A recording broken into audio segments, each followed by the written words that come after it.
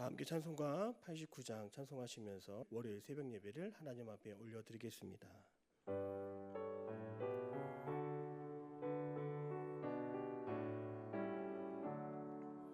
샤론의 꽃 예수 나의 마음에 거룩하고 아름답게 비소서. 내 생명이 참 사랑의 향기로 간데마다 풍겨나게 하소서. 예수 샤론의 꽃 나의 맘의 사랑으로 비소서. 샤론의 꽃 예수 이 세상에서 어느 꽃과 비교할 수 있으랴. 나의 삶의 한결같은 은혜와 사랑이로 가득하게 하소서. 예수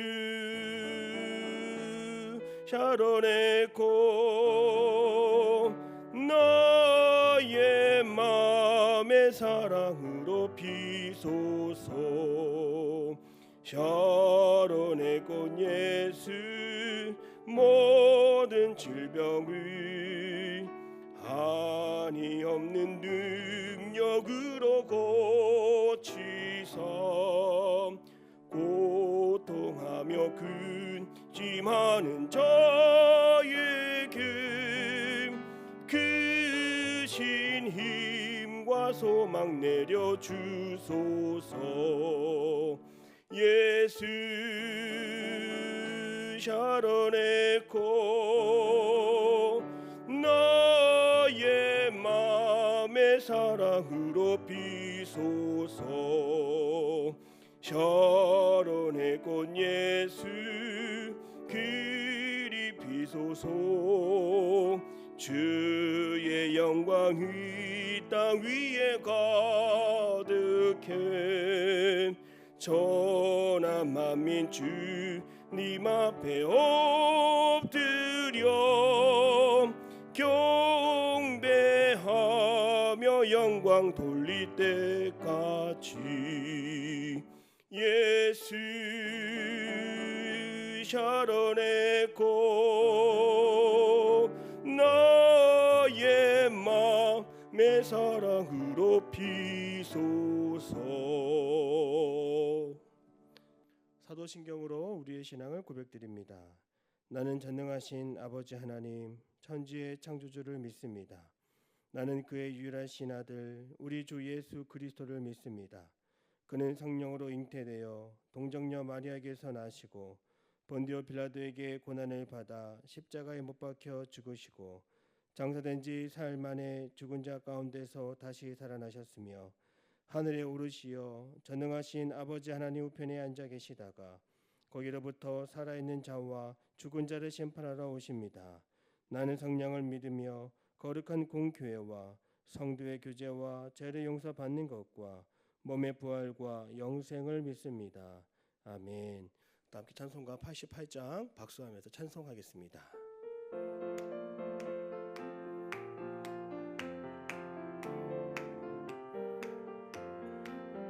내 진정 사모 아닌 친구가 되시는 구주 예수님은 아름다워라. 산 밑에 백합하여 빛나는 새벽별 주님 영원할 길 아주 없도다. 내 맘이 아플 적에 그 위로 되시며 나 외로울 때 좋은 친구라. 주는 저 산 밑에 백합 빛나는 새벽별 이 땅 위에 비길 것이 없도다. 내 맘의 모든 염려 이 세상 고락도 주님 항상 같이 하여 주시고 시험을 당할 때에 악마의 개교를 즉시 물리치사 나를 지키네. 온 세상 날 버려도 주 예수 안 버려 기까지 나를 돌아보시리. 주는 저 산 밑에 백합 빛나는 새벽별 이 땅 위에 비길 것이 없도다. 내 마음을 다하여서 주님을 따르면 길이 나를 사랑하리니. 물불이 두렵지 않고 장검도 겁없네. 주는 높은 산성 내 방패시라. 내 영혼 먹이시는 그 은혜 누리고 나 친히 주를 뵙기 원하네. 주는 저 산 밑에 백합 빛나는 새벽별 이 땅 위에 비길 것이 없도다. 오늘 하나님께서 주시는 말씀은 요한복음 3장 22절에서 30절까지의 말씀이 되겠습니다. 우리 함께 합독하시겠습니다. 하나님의 말씀을 받겠습니다. 그 후에 예수께서 제자들과 유대 땅으로 가서 거기 함께 유하시며 세례를 베푸시더라. 요한도 살렘 가까운 에논에서 세례를 베푸니 거기 물이 많음이라. 그러므로 사람들이 와서 세례를 받더라. 요한이 아직 옥에 갇히지 아니하였더라. 이에 요한의 제자 중에서 한 유대인과 더불어 정결 예식에 대하여 변론이 되었더니 그들이 요한에게 가서 이르되 랍비여 선생님과 함께 요단강 저편에 있던 이곳 선생님이 증언하시더니가 세례를 베풀매 사람이 다 그에게로 가더이다. 요한이 대답하여 이르되 만일 하늘에서 주신 바 아니면 사람이 아무것도 받을 수 없느니라. 내가 말한 바 나는 그리스도가 아니요 그의 앞에 보내심을 받은 자라고 한 것을 증언할 자는 너희니라.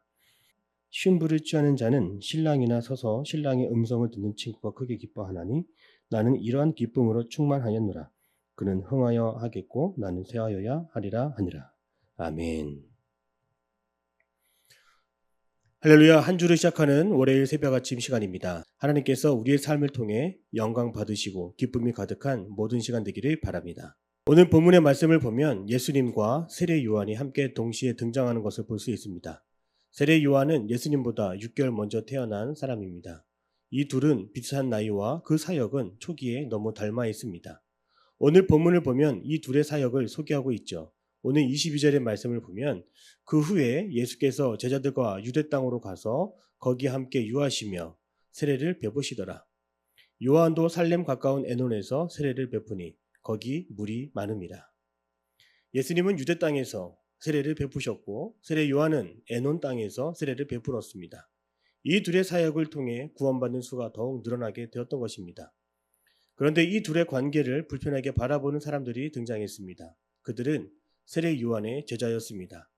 오늘 말씀 26절을 보면 그들이 세례 요한에게 다가와 이렇게 말합니다. 그들이 요한에게 가서 이르되 랍비여 선생님과 함께 요단강 저편에 있더니 곧 선생님이 증언하시더니가 세례를 베풀매 사람들이 다 그에게로 가더이다. 이것을 오늘날로 바꾸어 말하자면 지금까지 요한의 설교를 듣던 이들이 이제 옆에서 설교하는 예수님께로 많은 사람들이 이동하기 시작했다는 것입니다. 또한 오늘날 교회 안에서는 이러한 이들을 수평 이동이라고 말합니다. 성도들이 이 교회에서 또 저 교회로 옮겨가는 것 같이 당시 예수님의 사역은 많은 주목을 받았습니다. 이러한 사실을 불편하게 여겼던 세례 요한의 제자들은 예수님을 세례 요한의 경쟁자로 보았고 경계해야 할 그 중요한 사람으로 보았습니다. 그러나 세례 요한은 어떠한 사람입니까? 그는 겸손한 사람이었습니다. 그는 제자들의 말을 듣고도 요동하지 않았습니다. 예수님을 시기하거나 질투하지 않았습니다. 제자들의 말에 세례 요한은 27절에 이렇게 말합니다. 요한이 대답하여 이르되 만일 하늘에서 주신 바 아니면 사람이 아무것도 받을 수 없느니라. 이 말은 무슨 뜻일까요? 예수님이 세례를 베푸는 그 권세는 하나님이 주셨기에 가능한 것이고 하나님께서 예수님에게 그 일을 감당할 수 있도록 은사를 주셨기에 많은 사람들이 예수님을 따르는 것은 지극히 당연하다는 것입니다. 예수님이 많은 사람들의 관심과 사랑을 받는 것이 구원을 이루기 위한 하나님의 계획임을 세례 요한은 알고 있었습니다. 그래서 그는 질투하거나 경계하지 않았습니다. 세례 요한은 제자들이 온전히 하나님의 일하심을 바라보기를 원했습니다. 예수님을 높이며 하나님의 영광을 사모했던 그 세례 요한은 먼 훗날 예수님께 높은 평가를 받게 되죠. 누가복음 7장 28절의 말씀을 보면 예수님은 세례 요한을 가리켜 여자가 낳은 자 중에 요한보다 큰 자가 없다 이렇게 말씀하셨습니다. 예수님이 세례 요한을 위대한 사람으로 높이는 그 이유는 무엇보다 그는 겸손했기 때문입니다. 세례 요한이 겸손한 가운데 자신의 사역과 예수님의 사역을 비교하지 않은 것은 그 무엇보다 세례 요한은 소명을 붙잡은 사람이기 때문이었습니다. 하나님이 각 사람에게 주시는 소명이 다르고 은사가 다른 것을 그는 인정했습니다. 하나님이 주신 권세에 따라 소명에 따라 각자 쓰임받는 것을 알고 있기에 세례 요한은 28절에 다음과 같이 말합니다. 내가 말한 바 나는 그리스도가 아니요 그의 앞에 보내심을 받은 자 이렇게 자기 자신을 설명합니다. 세례 요한은 자신의 본분을 망각하지 않았고 제자들 앞에서 나는 그리스도가 아니다 이렇게 분명히 말했습니다. 그저 그리스도의 길을 준비하기 위해 보내심을 받았다고 말할 뿐입니다. 세례 요한은 요한복음에서 예수님이 하나님의 구원을 위해 오신 메시아임을 알고 있었기에 그를 높이고 또 높였습니다. 세례 요한은 자기 자신을 가리켜 이렇게 말했습니다. 자기 자신은 주의 길을 곱게 하기 위해 이 땅에 왔다 이렇게 외치고 다녔습니다. 그리고 세례 요한은 겸손히 자기 자신을 낮추며 예수님을 더 많이 드러냈습니다. 요한복음 1장 27절의 말씀을 보면 나는 그의 신발끈을 풀기도 감당하지 못하겠노라. 세례 요한은 그 예수님을 우러러보았고 많은 제자들에게도 그 예수님을 바라보라고 가르쳤습니다. 요한복음 1장 36절을 보면 예수님께서 거니심을 보고 말하되 보라 하나님의 어린 양이로다. 이처럼 세례 요한은 겸손하여 자기 자신을 낮추고 오직 예수님만을 바라보았던 사람입니다. 오늘 우리도 이러한 세례 요한의 모습을 본받기 바랍니다. 늘 언제나 주목받기보다 나를 통하여 하나님이 주목받는 인생이 되기를 바랍니다. 그때 하나님은 우리의 겸손함을 통하여 영광 받으십니다. 이처럼 소명을 붙잡고 하나님을 주목하는 인생이 될 때 하나님은 우리에게 기쁨과 평안을 주십니다. 세례 요한은 하나님이 주신 소명 안에서 늘 기뻐했습니다. 29절의 말씀은 세례 요한이 하나님이 주신 그 소명 안에서 얻은 기쁨이 무엇인지를 우리에게 보여줍니다. 29절입니다. 신부를 취하는 자는 신랑이나 서서 신랑의 음성을 듣는 친구가 크게 기뻐하나니 나는 이러한 기쁨으로 충만하였노라. 우리가 결혼식을 보면 아름다운 신부를 취하는 신랑이 있고 그 신랑 곁에서 함께 그 결혼을 축복하며 축하하며 또 박수를 보내는 들러리가 있습니다. 이처럼 세례 요한은 신랑 대신 예수님을 위해 그 곁에서 박수를 치며 또 축하할 수 있는 또 우러러볼 수 있는 그런 들러리의 역할에 만족한다 이렇게 말합니다. 하나님이 자신의 신랑 대신 그 예수님의 들러리를 부르셨기에 그 소명 가운데 늘 기쁨과 감사가 가득하였습니다. 하나님은 우리가 소명을 통해 기뻐하고 감사할 때 큰 영광을 받으십니다. 세례 요한의 고백 가운데 가장 위대한 고백은 무엇일까요? 오늘 30절의 말씀입니다. 세례 요한은 뒤에 오실 그 예수님을 높이며 이렇게 말합니다. 그는 흥하여야 하겠고 나는 쇠하여야 하리라 하니라. 세례 요한은 늘 겸손함으로 예수님보다 앞서지 않았습니다. 세례 요한은 누구보다 예수님의 사역이 더 잘 되기를 원했습니다. 자신은 쇠하여지고 사라짐으로 오직 하나님의 영광만이 드러나기를 간절히 원했습니다. 소명의 자리는 내가 아닌 하나님이 영광받는 자리임을 기억할 수 있기를 바랍니다. 그러나 오늘날 많은 사람들이 자신의 소명을 깨닫지 못하고 늘 남과 늘 다른 것과 비교하며 살아가고 있습니다. 비교의식이란 무엇입니까? 다른 사람과 나를 비교하는 것입니다. 남과 비교하여 내가 더 나은 것이 느껴질 때 우월감을 느끼게 되고 반대로 남과 비교하여 내가 못하는 것이 느껴질 때에는 열등감을 느끼게 됩니다.